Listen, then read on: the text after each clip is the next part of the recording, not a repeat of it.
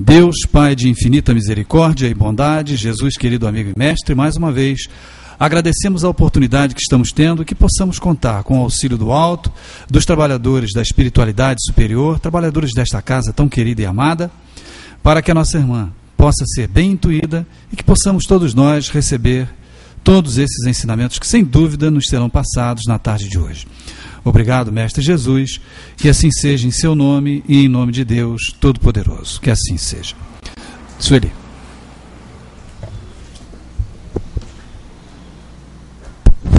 Boa tarde para todos nós, que tenhamos tido aí um fim de semana agradável, né? É sempre bom um feriadinho. Eu costumo encher o pessoal de inveja na minha frente quando eu digo assim, eu não ligo para feriado, agora todo dia minha vida é feriado, eu estou aposentada, né? Aí eu falo, mas pode deixar, o dia de vocês também chega, né? Mas é isso aí. É sempre bom a gente poder juntar a família, né? E ficar mais pertinho de quem a gente gosta, que às vezes, mesmo para mim que estou assim... sem tanta atividades com horário assim marcado, a não ser esses nossos encontros aqui, é um pouco difícil de juntar todo mundo, né? Cada um no seu cantinho, cada um numa cidade, então fica mais complicado. Mas, como a gente aprende no Espiritismo, nós estamos nesse assunto, né? Que não há obstáculos para o espírito, que nós nos deslocamos quando o corpo dorme, que nós nos emancipamos e vamos para junto das pessoas que a gente ama, que está lá, né? O nosso tesouro está onde está o nosso coração. Então, a distância não é obstáculo para nós, ou pelo menos não deve ser, né? Nós estamos nesse capítulo que fala sobre a transmissão oculta, né, do pensamento, em que ficamos aqui naquela questão se os espíritos podem comunicar-se, né? Os espíritos podem comunicar-se se o corpo estiver completamente acordado. Então eles dizem o seguinte, que o espírito não está encerrado, né, no corpo, como muitas vezes as pessoas pensam. Quando a gente fala assim que o espírito está aprisionado no corpo e que a morte é uma libertação para ele, não é que ele esteja aprisionado, encerrado, enclausurado, né, encarcerado aí no corpo, não é assim. Mas ele está ligado. Ele está ligado ao corpo. Então nós não podemos ter plena liberdade, né, de ir e vir com o nosso corpo físico, como nós temos ao nos emanciparmos quando o nosso corpo dorme.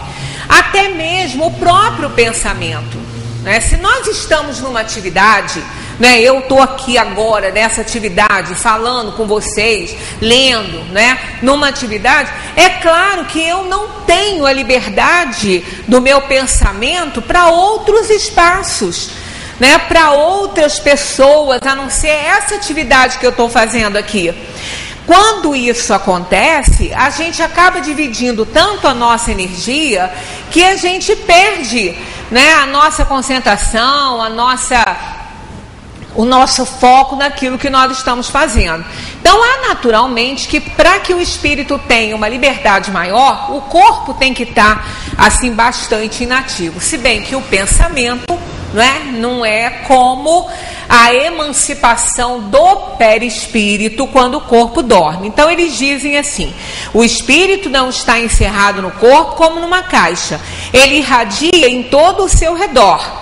Eis porque pode comunicar-se com os espíritos mesmo no estado de vigília, embora o faça mais dificilmente, né? Por isso, mais dificilmente, porque quando nós estamos no nosso estado de vigília, nós estamos absorvidos por alguma atividade, por alguma coisa, a menos que estejamos num estado aí de meditação, né? Onde o nosso pensamento pode viajar um pouco mais, e aí a gente tem um pouco mais de liberdade.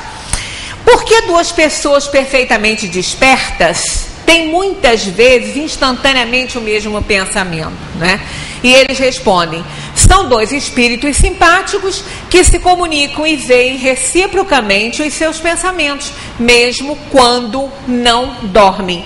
É muito interessante isso, porque na semana passada que nós estamos nesse assunto da emancipação da alma. Na semana passada falamos sobre a questão do perispírito, né? Como o espírito aparece, né? Como ele se faz visível, e tudo acontece por conta do perispírito. Sem o perispírito, sem esse corpo fluídico, nada, absolutamente nada acontece.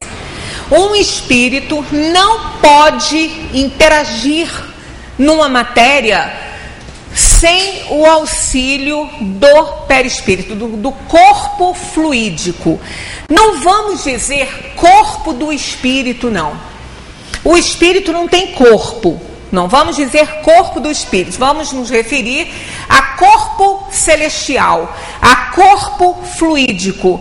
Passamos aí pela semana da comemoração católica, né? Semana Santa, que é uma semana de comemoração católica. E nessa época aconteceu, né, para os católicos, um dos maiores fenômenos, né, da caminhada toda, de toda a história aí do cristianismo, que foi a ressurreição do Cristo. Né? O Cristo ressurgiu no domingo de Páscoa, né? Por isso esse nome, né, que quer dizer renovação. Ele se renovou, né? Ele se mostrou vivo eternamente. Né? Na sexta-feira foi aquela tristeza da sua crucificação, e vem aí o domingo da ressurreição, que simboliza a renovação, né? De tudo na terra, né? Então, aquele corpo com que Jesus aparece, né, para Maria, não a sua mãe, e sim aquela que era endemoniada e que Jesus expulsou dela os fenômenos, os espíritos, né, através do fenômeno da libertação do corpo pelos espíritos inferiores. Então, ele aparece para ela em primeiro lugar. Né? Acontece que ela, chorando lá no sepulcro, porque quando ela chegou lá, ela só viu 2 anjos lá.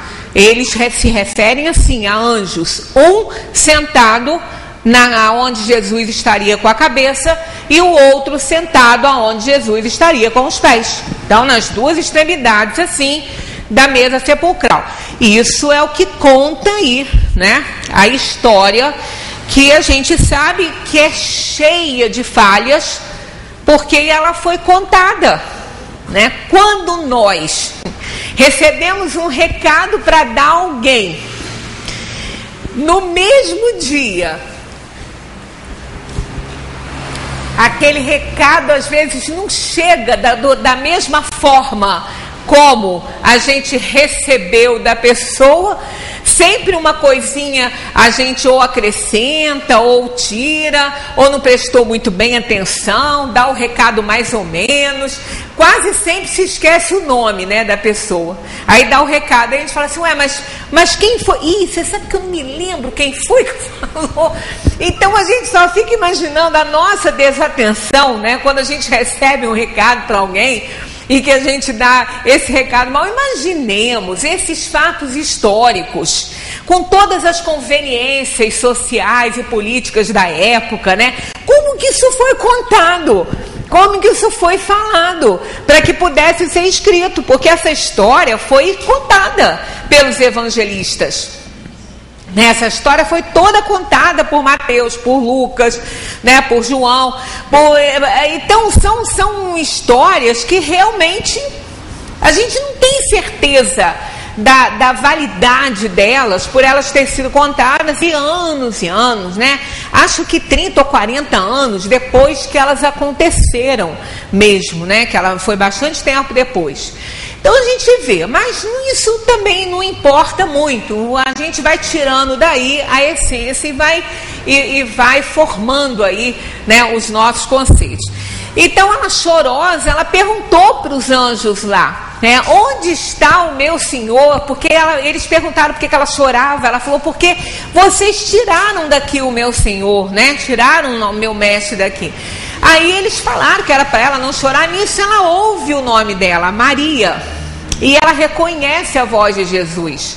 Mas quando ela olha, não é Jesus, é um jardineiro. E ela olha aquilo, ela fala assim: onde colocou o meu mestre? Me diz para mim onde colocou o meu mestre, que eu vou buscá-lo.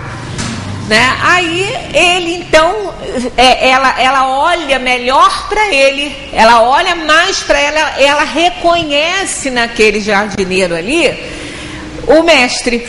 E ele então começa a aparecer melhor para ela com o seu corpo fluídico.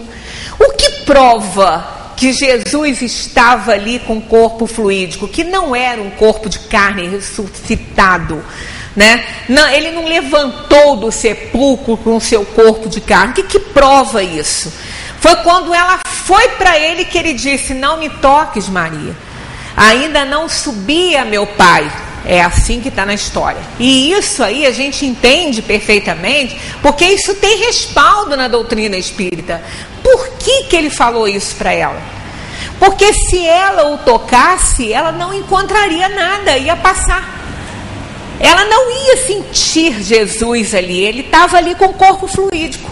Então ela não conseguiria apalpá-lo, ela não conseguia segurar a mão de Jesus. Por isso ele diz para ela: não me toques, Maria, ainda não subi a meu Pai. Então quer dizer, ele tinha acabado, né? Ele tinha acabado de sair do seu corpo físico com seu corpo fluídico. Ah, mas o corpo de Jesus não estava lá. E daí, né?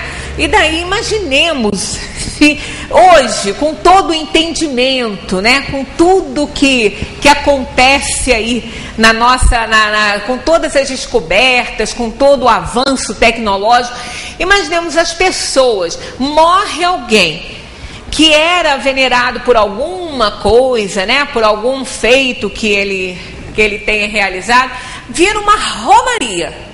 As pessoas arrancam até é capaz de arrancar pedaço do túmulo para levar para casa.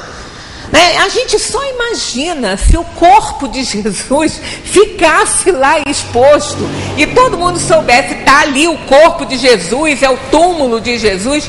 Até hoje ele é reverenciado, mas nunca ninguém encontrou nada lá. Né? Aí levam-se a crer: ah, mas ele ressuscitou, não podia ter nada lá. Né? Jesus não ressurgiu dos mortos com seu corpo físico. Era um corpo fluídico. Tanto que se ele tivesse com seu corpo físico ali, por que ele não deixaria Madalena beijar suas mãos? Por quê? Por que ele não faria isso? Porque ele não deixaria que ela o tocasse. Ele não deixou, porque ele sabia que ela não ia sentir nada. Aí ia gerar uma complicação, porque ela também não entenderia isso, né? Como? Né? Então ele diz: não me toques, Maria. Então, porque ele estava com um corpo fluídico que não estava tangível ainda. Porque a gente vem aprendendo no Espiritismo que não é tão simples assim fazer, né, uma aparição tangível.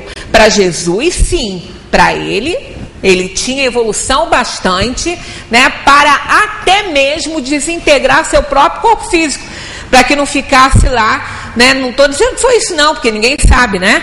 Os espíritos não respondem essas questões. Tem lá na Gênesis o desaparecimento do corpo de Jesus com várias hipóteses, mas nada definido, né? Eles não abordaram isso aí.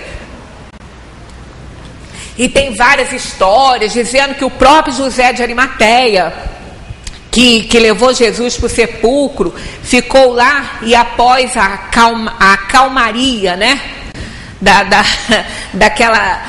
daquela coisa, né, daquela comoção com a morte do Cristo, ele teria tirado Jesus dali, que não estava morto, segundo uma corrente, né, de pensamento e de história, que Jesus não tinha sido morto, que ele teria levado Jesus para o meio dos essênios e que ele lá teria vivido. Porque se a gente for ver no contexto da história e da tarefa e da missão do Cristo, não faz muito sentido. Não faz muito sentido. Porque aquele espírito nasceu aqui na Terra por uma necessidade muito grande de trazer para nós o segundo plano de Deus para os homens.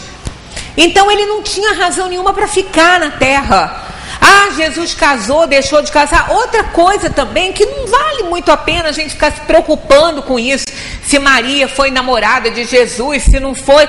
Isso não faz parte da tarefa de Jesus aqui. Jesus veio trazer o amor incondicional, o amor fraternal e não a parte material. Não foi isso que ele veio fazer aqui.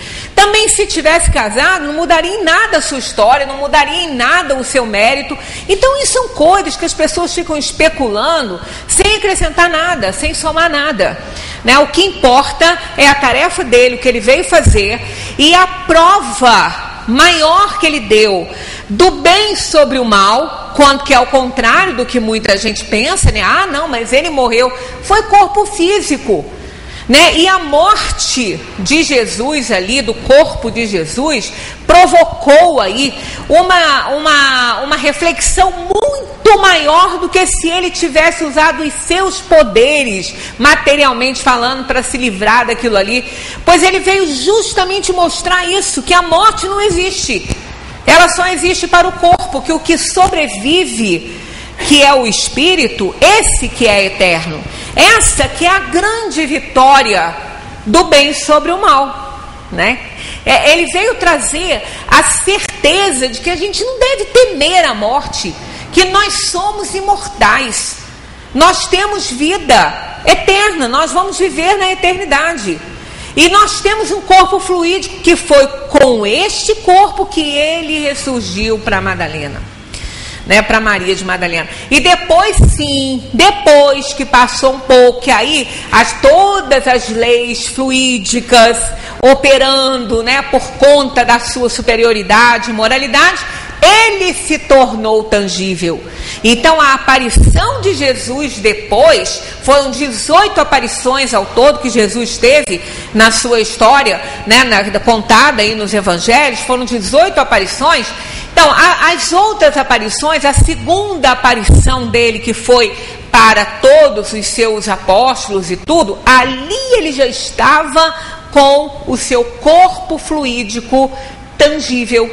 Tanto que ele pede a Tomé que segure e que enfie o dedo na ferida. Como? Porque foram condensações de fluido, não é? Fluidos combinados que deu a Jesus essa tangibilidade. Né, no seu corpo fluídico, o que não tinha acontecido ainda na sua primeira aparição para Madalena, porque isso tinha acabado de acontecer. Né? Então, os espíritos falam, não é tão simples assim tornar um corpo fluídico tangível, não é tão simples assim.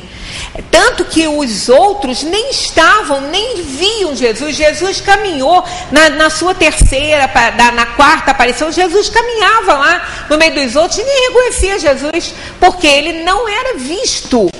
Ele estava com o seu corpo fluídico, só médiuns viam. É o que a gente aprende no Espiritismo, que para que a gente veja um espírito emancipado do corpo, esteja ele com o seu corpo físico vivo, ou que ele já não tenha mais o seu corpo físico, essas aparições tem que só as perceberá quem for médium clarividente, quem tiver essa sensibilidade, senão não vai ver. Mas a aparição tangível, que foi aquela que Jesus depois fez para os seus apóstolos, que ele chama Tomé para pegar e colocar o dedo na sua ferida, ali ele já tinha tangibilidade no seu corpo fluídico. E isso para ele era a coisa mais fácil do mundo. Agora, não era muito fácil, né, era conseguir fluidos para combinar com os fluidos do corpo espiritual do mestre. A dificuldade era essa, porque isso é material. Então os fluidos precisam ser da mesma natureza, precisam ser da mesma elevação.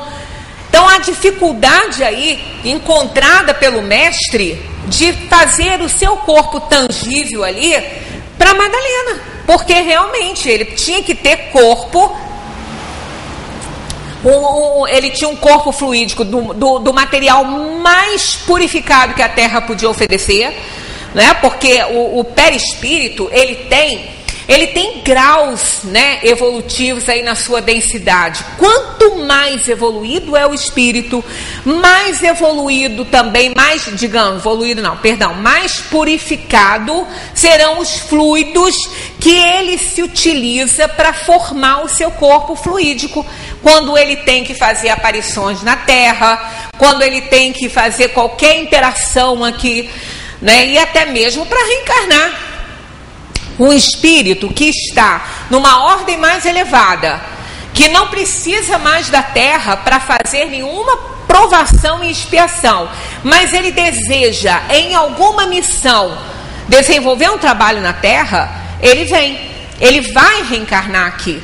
Só que ele vai ter um corpo espiritual bem mais purificado do que o nosso que está aqui, que ainda estamos na ordem dos espíritos inferiores. Então a dificuldade ali não era de manipular fluido, que isso aí para Jesus não era nada. Agora a dificuldade ali era de fluidos tão perfeitos, tão aperfeiçoados, né, que ele retiraria não só da órbita do planeta, quanto também de outros espíritos, né, de outras pessoas também ali encarnadas. Então essa poderia, eu não estou aqui afirmando nada, isso é até uma opinião formada em cima dos estudos que a gente tem feito aqui da doutrina espírita.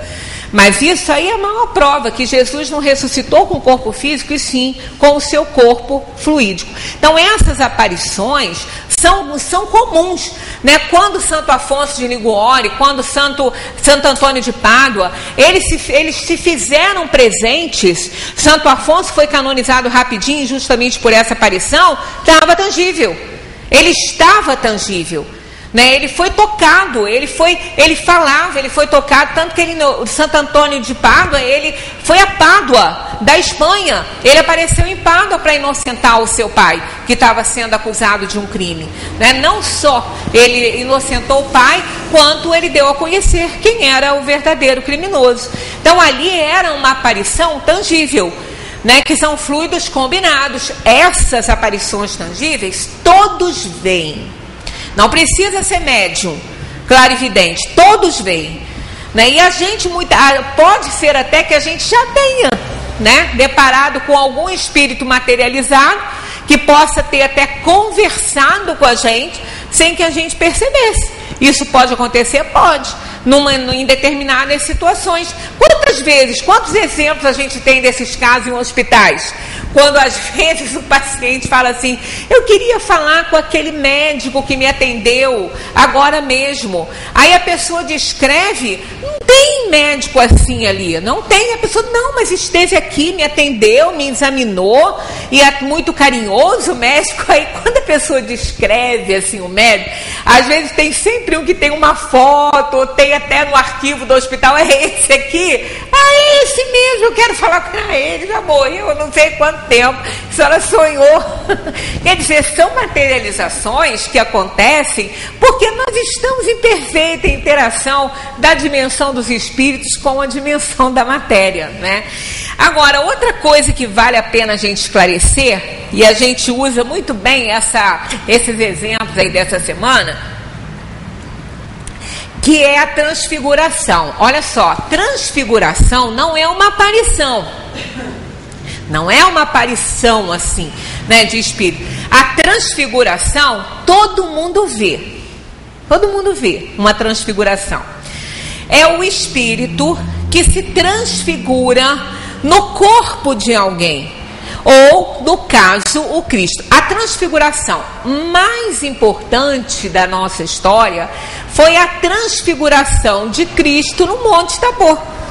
Quando Cristo se transforma ali no seu corpo espiritual, o corpo de Jesus material quase que some, né? Quase que desaparece, ficando um corpo transfigurado, um corpo de luz, que é João, Tiago, e teve um outro também que eu não estou me lembrando quem que estava com ele lá. Era João, Tiago, e tinha um outro apóstolo que ele levou, né, para aquela sua tarefa lá. Quando eles se aproximaram, que aconteceu? Os apóstolos, João, Tiago e um outro, que eu não estou me lembrando quem foi, olhou e estava lá Elias, né, e Moisés, à espera de Jesus. E Jesus se transfigura naquele corpo fluídico que ele depois, com o qual ele ressuscita, e ele ficou em meio a uma luz, segundo o relato desses jovens, né, que não eram nem, não sei se eram apóstolos, acho que eram discípulos, ali vendo aquela beleza. Então eles falam para Jesus que eles iam formar uma tenda, né, para Moisés e para Elias, ali naquele local. Nisso eles caem em sono profundo. E quando eles acordam, só estava Jesus, mas eles chegaram a ver Jesus com seu corpo resplandecente. Ali foi a transfiguração do Cristo no seu corpo resplandecente, no seu corpo celestial, com o nome que a gente queira dar, corpo fluídico, né, que era tão purificado, era tão maravilhoso, que era uma luz só, né, no formato humano, uma luz intensa. E eles conversavam. E essa passagem, essa transfiguração do Cristo ali, é uma das provas da reencarnação ali dissertadas no Evangelho. Porque quando os jovens acordaram, os discípulos acordaram, eles perguntaram a Jesus, né, por que João Batista não estava lá? Porque todos sabiam, João Batista já havia, eu não sei se ele já havia desencarnado, acho que sim, já tinha, claro, senão Elias não ia aparecer. Então eles perguntam por que João Batista não estava, né, ali. Por que eles fizeram essa pergunta? Porque João Batista era o encarnado, o espírito encarnado que Jesus mais admirava. Ele era primo de Jesus. E ele tinha adoração por João Batista, mas ele não pôde salvá-lo da decapitação, porque as leis tinham que se cumprir, porque João Batista estava resgatando a todas as decapitações que ele fez dos profetas do bezerro de ouro, quando ele estava na pele de Elias. Ele mandou cortar todos os cabelos daqueles que adoravam o bezerro de ouro, os profetas de Baal. Então acontece que ele não pôde se livrar daquele resgate dele. Mas ele já estava, né, desencarnado. E os discípulos, eles não achavam nada demais aquilo ali. Eles sabiam que Elias, que Moisés também. Então, para eles era tão normal aquela aparição ali, não era nada diferente, né? Era muito, muito comum aquilo para eles. Eles conheciam isso.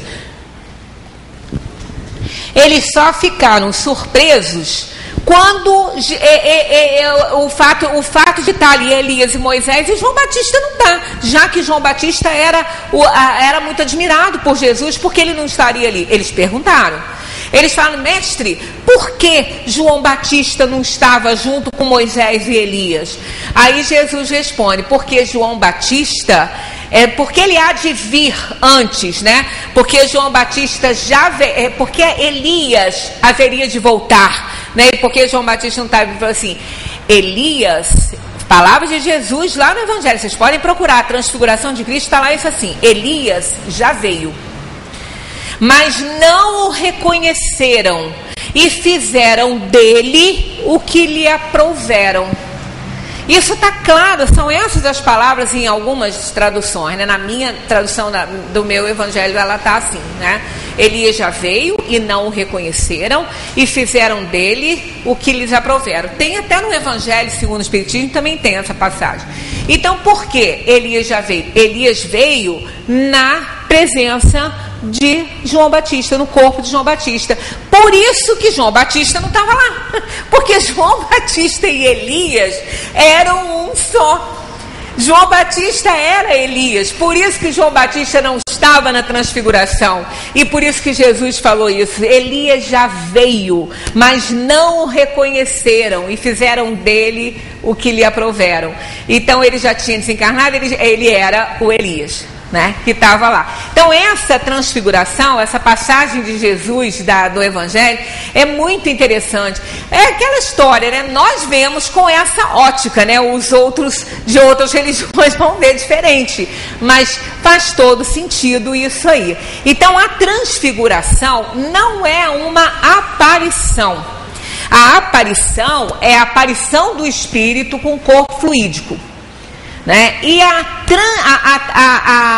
transfiguração é o corpo fluídico se transformar, dando a conhecer a elevação que esse espírito tem, né? Ou um corpo físico, sob a influência de um espírito, se transfigurar na imagem daquele espírito.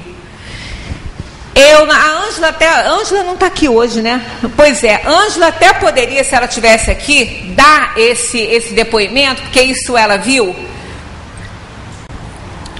num encontro, né, num simpósio, num seminário espírita, num encontro de espíritas que às vezes acontece, eu acho que isso é anual, em Brasília. Ela foi com o Zé Manel nesse encontro.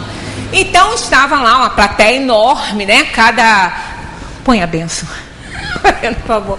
Aí estava lá a plateia enorme, todo mundo, e lá a mesa, né, com os conferencistas, aqueles que estavam dando apoio, né, em prece, e tinha um médium psicografando, que era Divaldo. Divaldo estava lá nesse dia fazendo uma psicografia durante a conferência.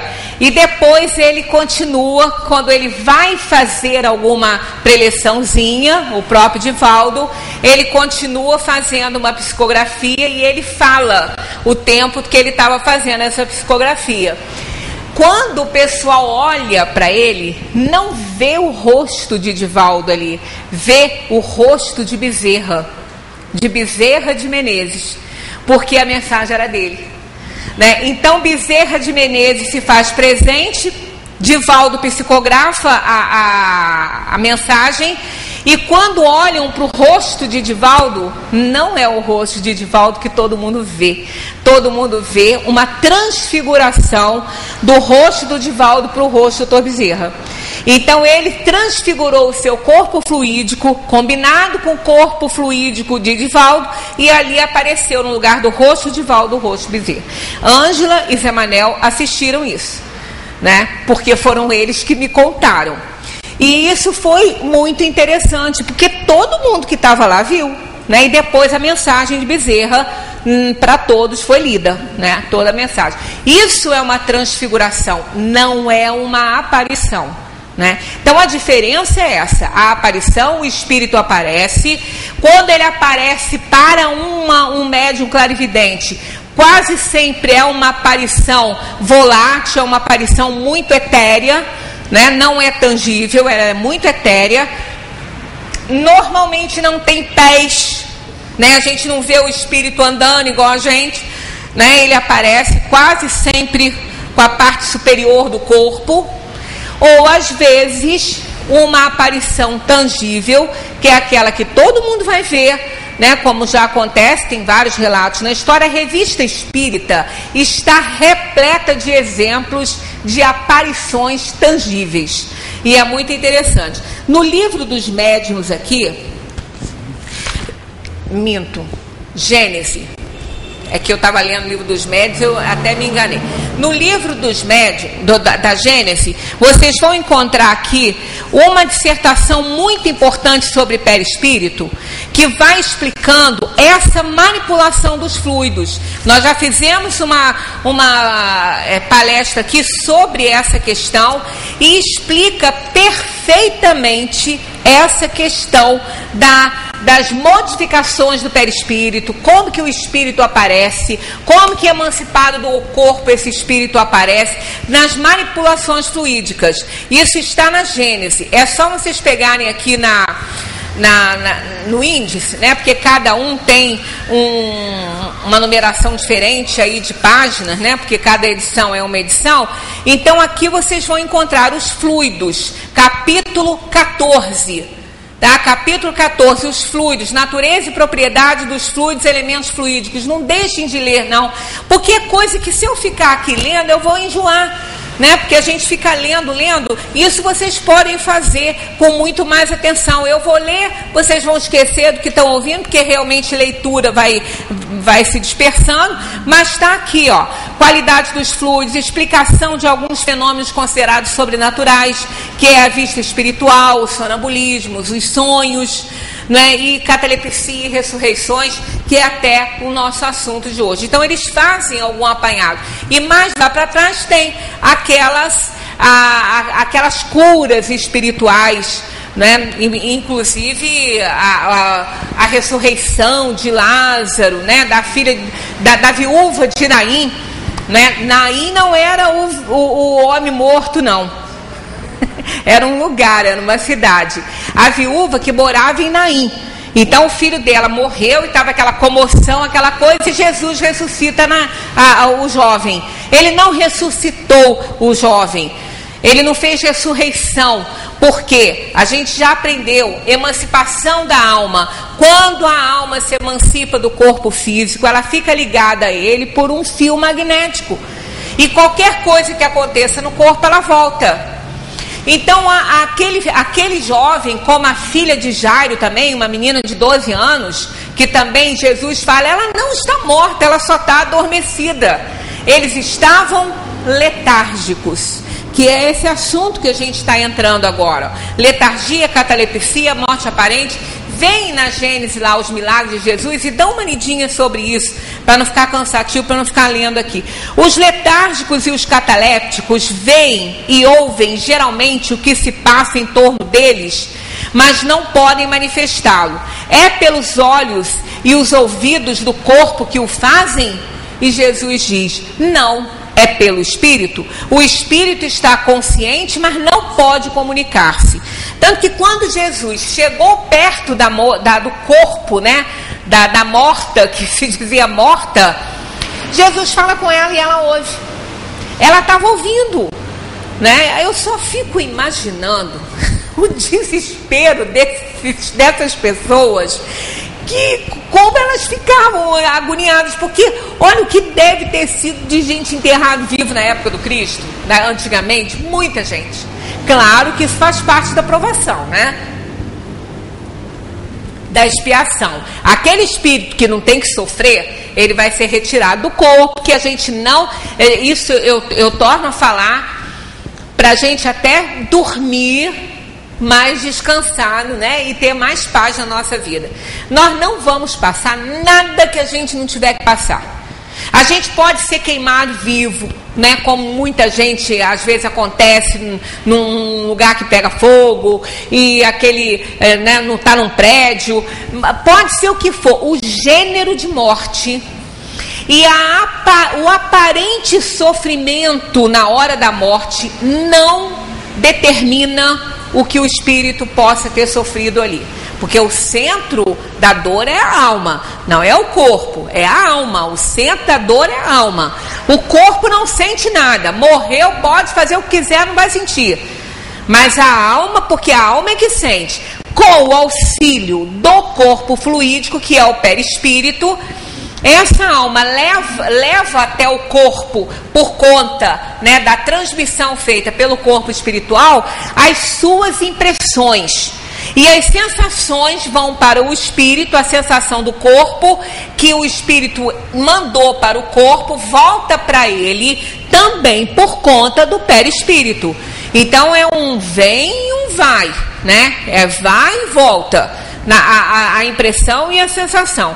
Então o centro da dor não é o corpo físico, é o espírito, que por conta dos fluidos do perispírito vão acionar os filamentos nervosos do corpo físico, né, os neurônios do corpo físico, e ali vai ser determinada então essa questão da dor. Quer dizer, na hora do sofrimento, que alguém possa assistir, ver e ficar com aquilo na cabeça, como várias vezes já aconteceu, que depois uma psicografia vem e acalma a família, Aquilo ali está acontecendo no corpo. Se o espírito não merecer passar por aquilo ali, ele não vai vivenciar aquela dor, aquele desespero, aquela aflição, aquela angústia, não vai. Se ele não tiver que passar por ali, não vai. Então, na época do Cristo, onde a maioria deveria ser enterrado vivo ali, porque eles não, principalmente aqueles que morriam, né, sem nenhuma explicação, davam um ataque, né, e era rapidamente sepultado. Não demorava mais de 6 horas. O corpo não ficava. Morreu, achava que tinha morrido, enterrava.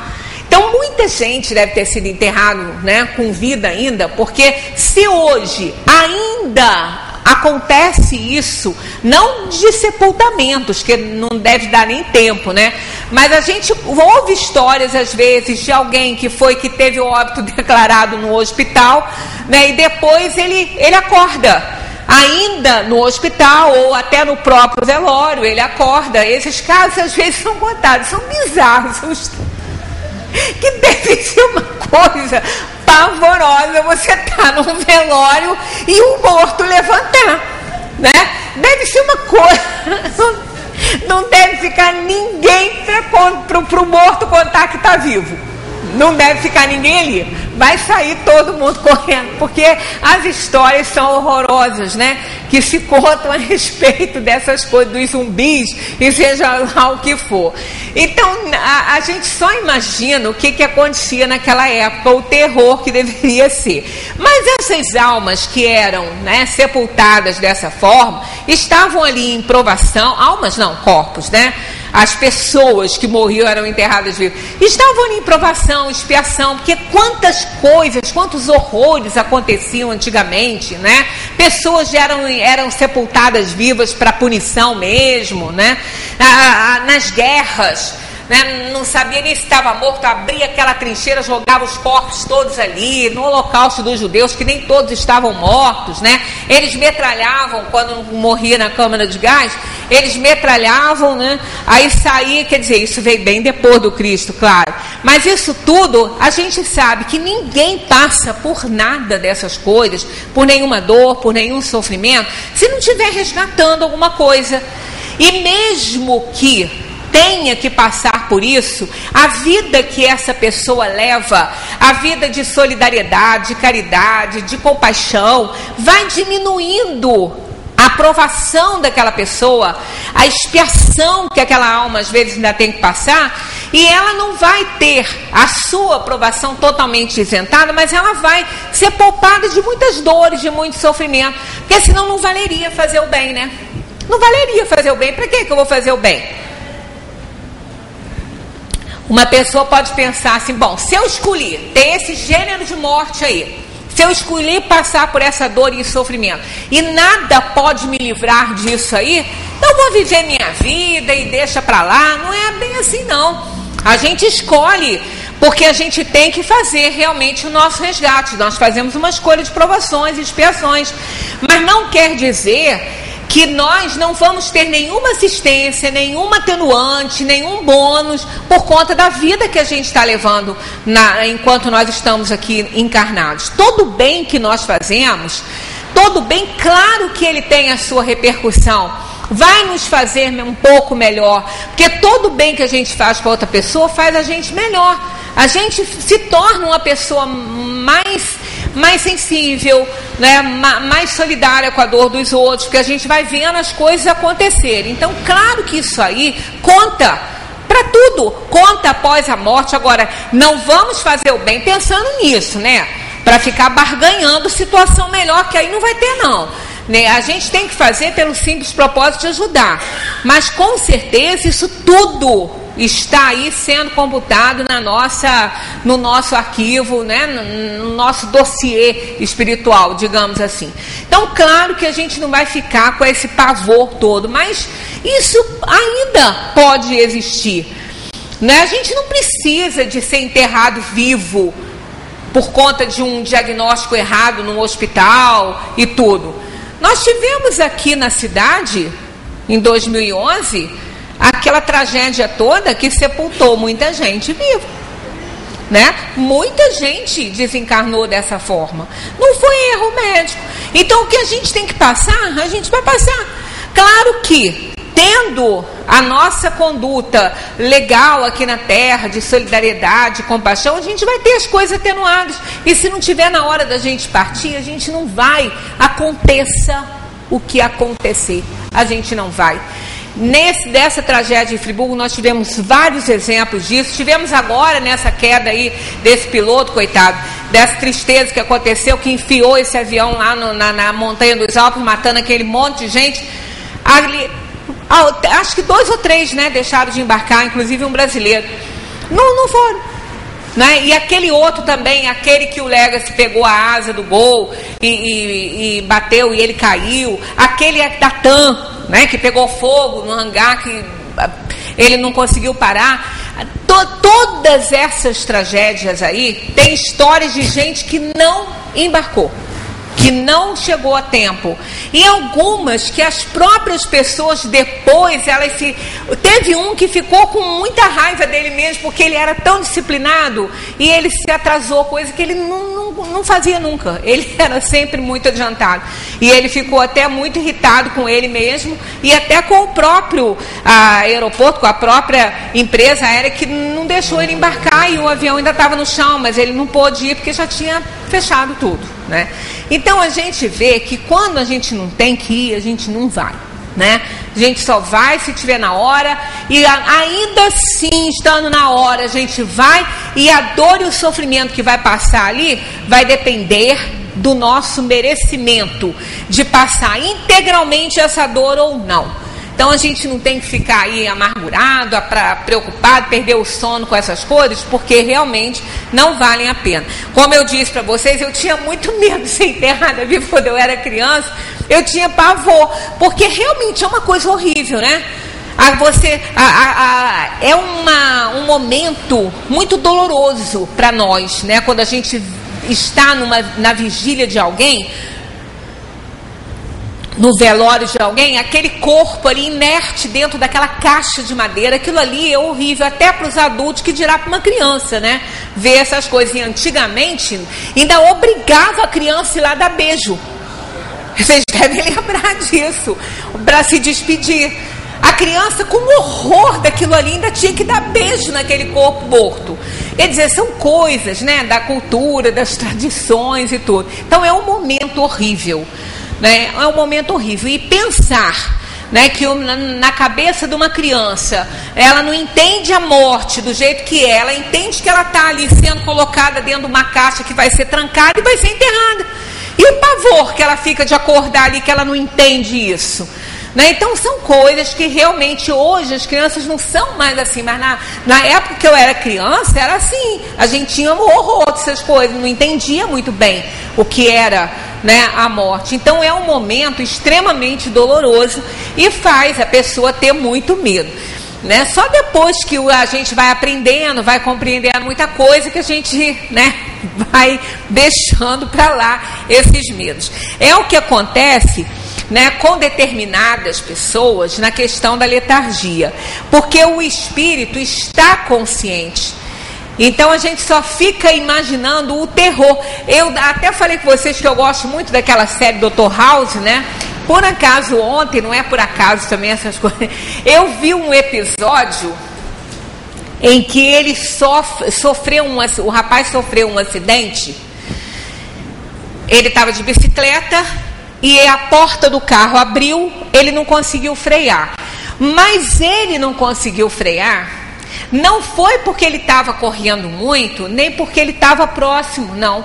Ele não conseguiu acionar o freio da bicicleta. Ele teve um problema ali neurológico, ele não conseguiu, então ele bateu na porta. Ele poderia ter saído, ele poderia ter tanto que depois é descoberto isso, que o trauma não provocou o problema neurológico dele. O problema neurológico é que provocou a batida dele na porta do carro. E ele foi dado como morto. Estava totalmente apagado. Só que ele não estava. Ele estava vivo. Mas ele estava totalmente inerte. né, não acusava, quase os aparelhos os aparelhos estavam acusando que ele estava ligado nos aparelhos, que eles estavam com a intenção de retirar o coração dele para ser doado. E quando o médico atesta a morte cerebral dele para desligar os aparelhos, ele fica desesperado, só que totalmente inerte, ele não conseguia falar. Mas ele gritava, a encenação era essa, a gente só ouvia a voz dele, dizendo: eu não estou morto, não tirem o meu coração que eu não estou morto.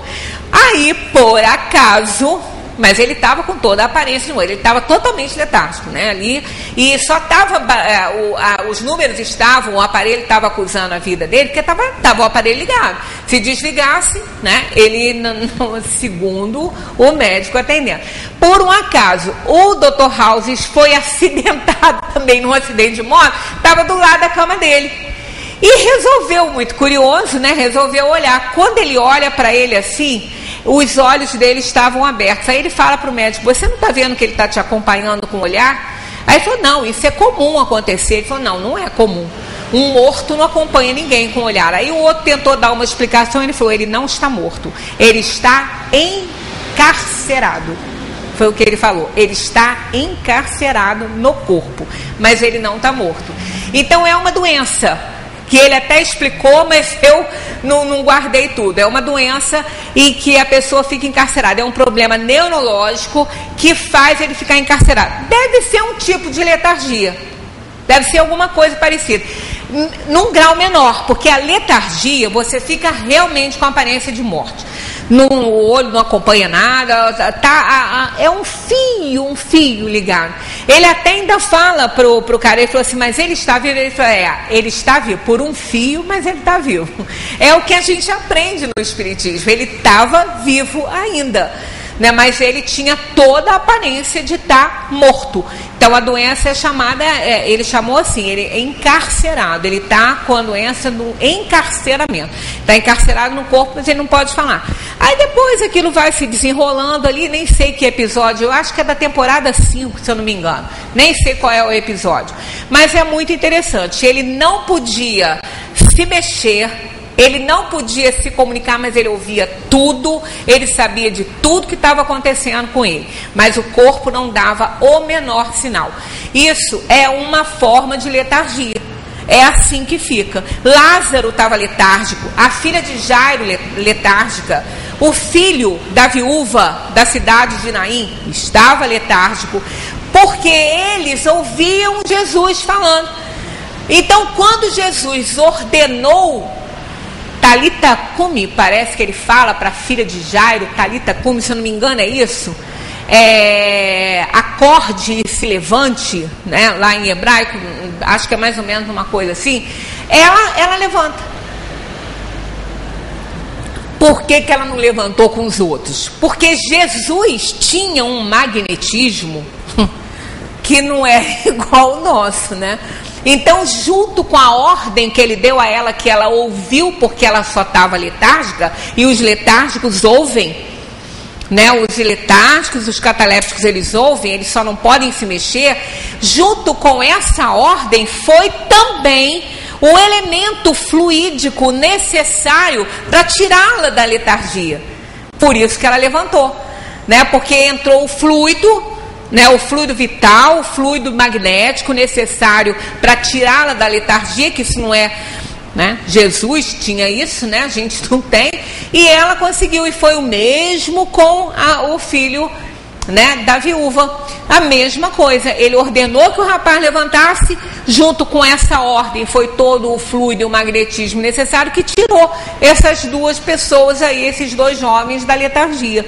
Então a letargia, ela dá toda a aparência de morte. Não tem como a pessoa se mexer, né, sozinha. Claro que tem alguns aparelhos que vão fazer, que detectam que não está morto, né, que não há, que a vida está acontecendo ali, mas e vão, claro, fazer ressuscitação e uma série de choques, aquelas coisas que vai trazer a pessoa à vida. Por que não pode comunicar-se? Por quê? Que naquela doença do encarceramento que o personagem desse episódio estava, e por que um letárgico, né, ele não pode se comunicar? Por que isso, né? Aí eles respondem: o estado do corpo se opõe a isso. Esse estado particular dos órgãos vos dá a prova de que existe no homem alguma coisa além do corpo, pois o corpo não está funcionando e o espírito continua a agir. Deve ser uma coisa pavorosa, né? A pessoa passar por uma situação dessa aí.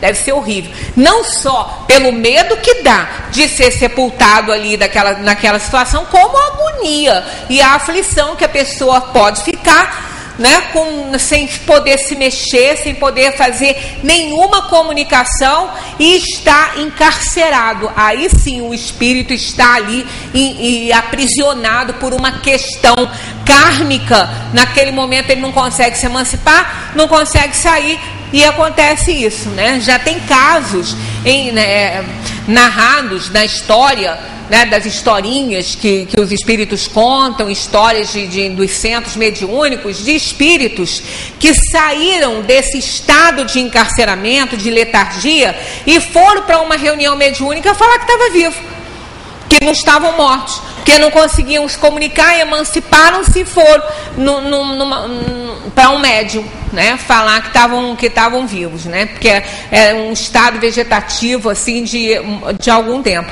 Então isso aí, tudo que acontece conosco, está dentro digamos assim, de um controle. Quem está no controle de tudo é Deus, nós não estamos.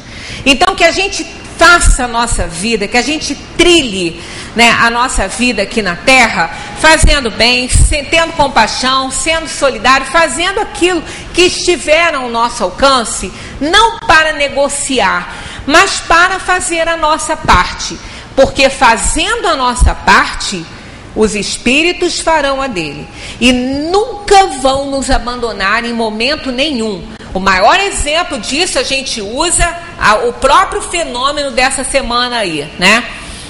Quando Jesus chegou ao túmulo de Lázaro para fazer a ressurreição, entre aspas, de Lázaro, tirar Lázaro da letargia, eu sempre dou esse exemplo.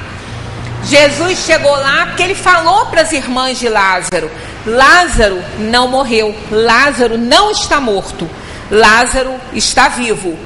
Mas já tinha algum tempo que ele estava lá, né?